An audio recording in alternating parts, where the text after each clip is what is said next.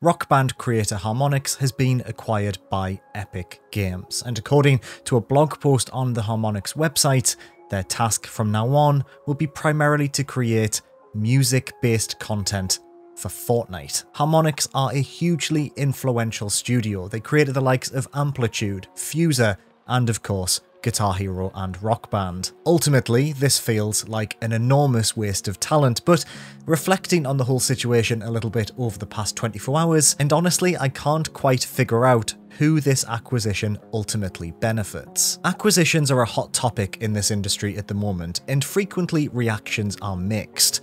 On the one hand, people really like acquisitions because it feels a little bit like when a star player becomes a part of your favourite football team. But on the other hand, people are concerned that this trend of consolidation may result in only one or two companies owning the majority of developers, and this homogenization of content could spell the end of independent creativity. Obviously, we're currently seeing this happen in the TV and film space, with a company that I won't name, but rhymes with Bizney. So what's the deal with developer acquisitions, and ultimately who does it help in the long run? The answer isn't that simple. There's so much nuance to this question. So I wanted to take this opportunity to discuss this growing trend, to figure out the different types of acquisition, and to maybe reflect on historical instances where acquisitions have been both good and bad for certain developers. Also, before we start, I just want you all to know I'm not an expert. I've never read a book on business in my entire life. I'm basing this purely on my own opinions and my own understanding of the industry, but I have opinions, and this is my filthy corner of the internet, and if I'm covered in grease and screaming at a wall, it's your decision to watch me. There are multiple types of developer acquisitions and strategic partnerships. We can't really talk about the concept as a whole, it's too broad. So what I've tried to do for the purpose of this video is divvy acquisitions and partnerships up into 5 specific types. I have given them all catchy names because this is YouTube. The 5 types are portfolio enhancers, exclusive gotchas, support studios, majority investments, and trusted partnerships. Let's start with portfolio enhancers because these are the most common type of developer acquisition. Basically, a large publisher, an EA, a Ubisoft, they will acquire a smaller developer, they will buy them outright and merge them into their business to enhance their current portfolio of developers and games. This developer will then create games exclusively for that publishing label and will also become a part of a wider development network, able to use the resources of fellow developers or offer their own to other studios. Ultimately, they will work on new titles, series that they own and are known for, the rights of which usually become the property of their new owner, or they'll create games based on franchises owned by the publisher. Some recent examples of this are, well, really recent, Harmonix being acquired by Epic. Embracer Group have been doing this a whole lot over the past few years. Not only do they absorb multiple different publishers, they also pick up individual studios. They nabbed the majority of developers owned by THQ when they went under. They now own 86 studios. They really have been on a buying spree. And they've effectively established themselves as the de facto AA publisher in the modern generation, sort of a space that disappeared when THQ went under. On a similar note, Chinese publisher Tencent holds total ownership over a load of huge companies, including League of Legends developer Riot Games. Now, it makes sense why publishers acquire developers. It gives them a larger portfolio of talent that can then create profitable games for them. Getting a household name on side, exclusive to your label, all but guarantees a winner. It also appeals to investors and shareholders because it proves that you have the potential to make money, which, as we all know in capitalism, is almost as important as actually making money, and because capitalism favours potential, obvious, constant growth. In general, these sorts of acquisitions are often seen as quite good. Being owned by a larger publisher gives developers larger budgets, allowing them to work on bigger projects as a result. It also allows them to utilize other resources from elsewhere in the business, and most of these publishers own multiple support studios that are dedicated to helping other developers. You also get more eyes on your game as well. By being part of a huge publishing label like EA, you get to have space at their annual E3 conference, you get to have access to their enormous marketing budgets, their community support network. However, of course, there are negatives. The influence of a larger publisher can be potentially devastating. 2K's influence over Rockstar has probably resulted in things like a push for more online content for Grand Theft Auto 5 over dedicated single-player DLC because that online content makes so much money, right? It's hard to imagine they didn't have a say over the GTA trilogy having to hit a specific deadline, resulting in it launching in, well, the state it's launched in. You can also be shut down at a moment's notice. EA are particularly terrible for this.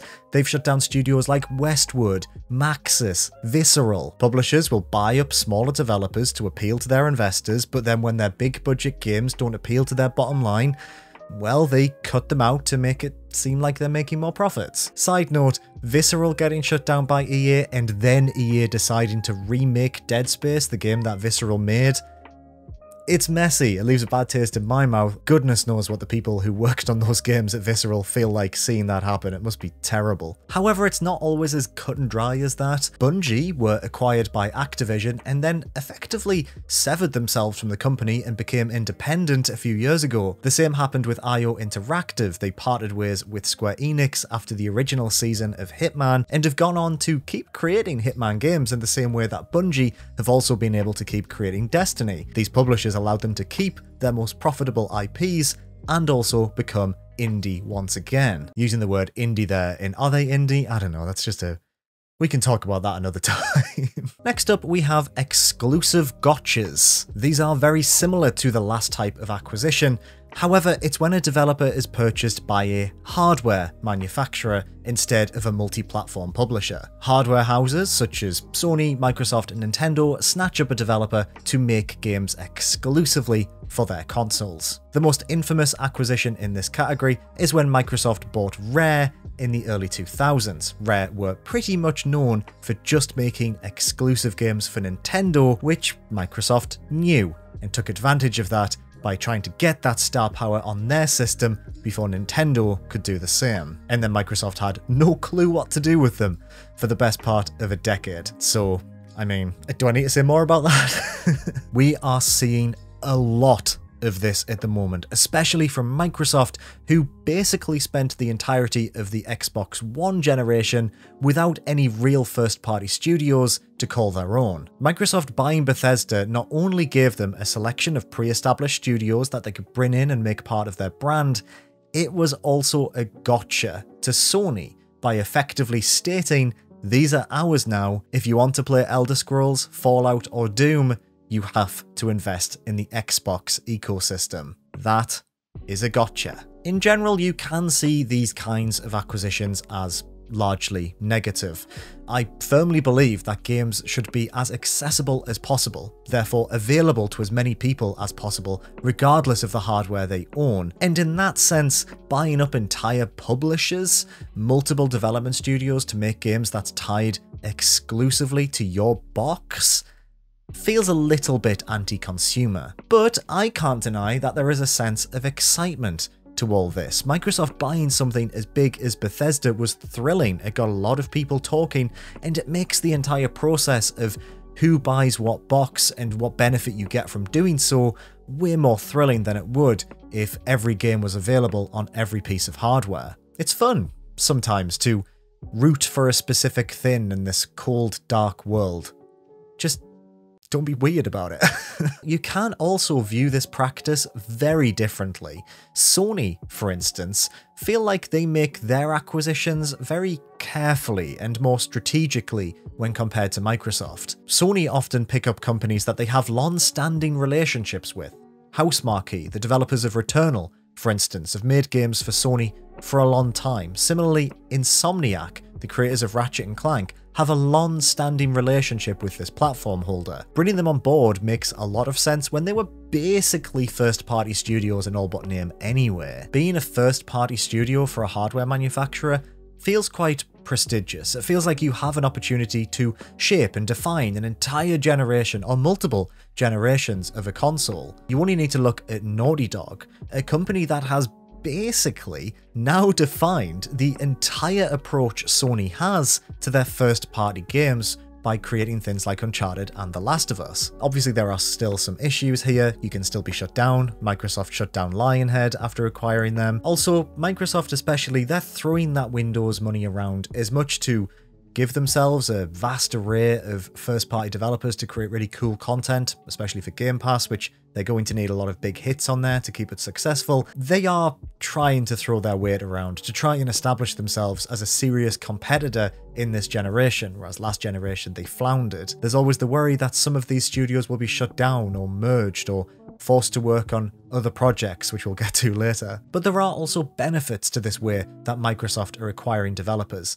You'll need to look at Double Fine, a company that makes very quirky, very unique games that has infamously struggled to get those games over the finish line. They needed the support of the public to fund Broken Age and Psychonauts 2, but now that they're underneath the Microsoft umbrella and they're trying to make games for Game Pass, you can probably see them making some smaller, maybe more polished games just for Game Pass to try and flesh out that service with more interesting, unique titles that aren't brown shooters or action-adventure games that are trying to compete with the likes of Uncharted. Arcane, similarly, part of the Bethesda acquisition, their games are always critically lauded but do not sell well. By being part of the Microsoft brand and making games for Game Pass, you can feasibly see them being allowed to continue to do whatever the hell they want because it pads out the content library and Microsoft know that they're a trusted developer. Next up, we have support studios. These are studios that are snapped up by publishers or hardware manufacturers to simply help their pre-existing developers get games over the finish line. Sony recently purchased Nixes. These are a support studio that specialise in porting games to PC, something that makes sense for Sony to do, considering that's a prominent part of their current business strategy moving forward. This happens a lot, but you don't often hear about it too much. I mean, why would you? Support studios aren't usually household names, even though they do very important work. Sadly, sometimes a studio that's been acquired by a publisher can then find themselves becoming a support studio. Criterion, the developers of Burnout, they just work on Battlefield games now. Raven Studios, Toys for Bob, these smaller, more unique Activision-owned studios, now they just work on Call of Duty. Vicarious Visions are a sad example of this. They are a phenomenal studio that worked on the Crash Bandicoot remakes, the Tony Hawk remakes. Now they're just part of Blizzard. Activision Blizzard in general is terrible for this. Fuck Activision Blizzard. Bobby Kotick needs to be kicked out. It's a separate point, but it still fucking stands. Next up, we have majority investments. Now, this isn't technically an acquisition, but it still establishes a long-term partnership between two companies. A big publisher or a platform holder will acquire a large portion of another developer in order to maintain a strong relationship or to benefit both businesses in specific ways. Tencent, for instance, have invested a huge amount in developers outside of China to try and get around restrictions imposed by the Chinese government when it comes to game development. They don't outright own, but they do have huge investments in things like Epic Games, Platinum Games, and Playtonic. On a similar note, PlayStation have recently invested in Devolver Digital. It's not entirely clear the benefits for doing so, other than the usual financial ones I'm sure, but it can be assumed that they have a say in the future of the company, its direction. Also, maybe from time to time there are exclusivity benefits that occur from these relationships. And finally, we have something that isn't an acquisition at all. It's a trusted partnership, close relationships that are maintained between two companies for an extended amount of time. For many, this is the ideal relationship that a publisher will have with a developer. Not total control, but instead a mutually agreed partnership that allows the developer to maintain creative individuality. Sometimes though, the lines between the last category and this one are quite a bit blurred. Nintendo don't own Game Freak, the developers of Pokemon, but both companies sort of do own the Pokemon Company, a company that sits in between Nintendo and Game Freak. And the Pokemon Company is the kind of the joint thing that owns Pokemon. It's complicated. I guess I'm talking more so about Mercury Steam, the developer of Samus Returns and Metroid Dread, and Camelot, the developer of all the Mario Sports titles. Nintendo doesn't own these companies, but these companies primarily only make games for Nintendo platform, using Nintendo IPs. Now you could say, why doesn't Nintendo buy out Mercury Steam? Why don't they buy out Camelot? And the answer is, I don't know. Nintendo have acquired companies. They acquired Monolith Soft, the creator of Xenoblade. That company assisted on Breath of the Wild. It's good for them to have this wider array of studios on their side, but I guess the company doesn't see the benefit in always acquiring them. Nintendo, more so than any other publisher, has close ties to developers that they know they can rely on. The creators of Super Smash Bros., HAL Laboratory, for instance, have pretty much only made games for Nintendo systems since the early 80s, but they are not owned by Nintendo. I think people like these trusted partnerships because it keeps a comfortable distance between the publisher and the developer. It means that the publisher doesn't have pure control over the future of the developer, although that does mean the developer could go under. Having this second-party relationship with a publisher means you have a steady flow of income, and chances are you are effectively a first-party studio in all but name, without any of the risks that comes with a full acquisition. So as you can see, there are a lot of different ways that a company can become acquired by a larger publisher or hardware manufacturer. Ultimately, the benefits of acquisitions usually comes down to the intent of the people who are buying or selling them. Like with any business deal, I'm sure there are plenty of instances where the owners of a studio make this decision to be bought out, much to the chagrin of the team. But on the flip side, being absorbed can be a phenomenal opportunity for a company. Sony's acquisitions always feel like this, and Microsoft's recent slate of purchases feel like they have the potential to establish what Xbox first-party games look like in the modern era. Something that is a pretty rare opportunity for a company as big as Microsoft. In the case of Harmonix, the catalyst for this entire video, it's complicated. Seems like the company has been brought on board purely to make music-related content for Fortnite. Feels like a crying shame for a company so talented. But on the other hand, Harmonix have struggled to find a foothold in the modern era. After the plastic instrument bubble burst, the team have tried repeatedly to create innovative new music experiences such as Fuser and Audica, but I'm unsure how successful those projects have been. Fortnite is huge.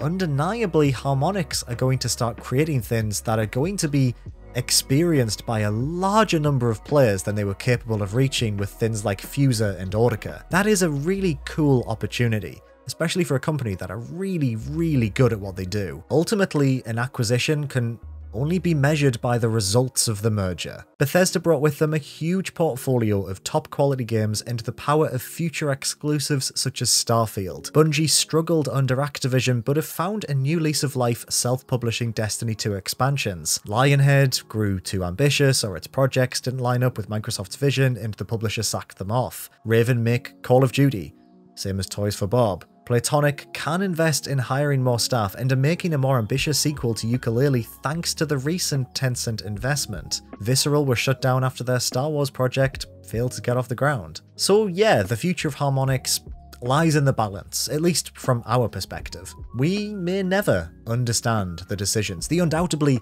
difficult decisions that upper management at Harmonix had to make before they popped their signature underneath Tim Sweeney's. So acquisitions are in right now. Sony are undoubtedly feeling the pressure to bolster their first-party lineup when comparing themselves to Microsoft, who are on what appears to be a never-ending shopping spree. Nintendo seem content partnering with their pals, and the big three publishers, Activision, EA and Ubisoft, have other more pressing issues to face at this current moment in time. Consolidation, it can't be a good thing. Disney is proof of this. A huge megacorp owning everything seems to lead to a constant production line of mediocre slop. Food for the sake of food, containing only the bare amount of nutrition required to survive. More money and stability is not a bad thing for a developer. It allows them to be more ambitious, to take more risks. But becoming a subsidiary of a larger company can also stifle creativity. It can ultimately see them closing their doors for good. Personally, I'd like to see more investment be made in organizations that help incubate talent, younger generations of developers, or developers from countries that don't often have the opportunity to work in the games industry, places that aren't the US, Europe, or Japan. I personally feel uneasy when Microsoft hoover up a publisher as large as Bethesda.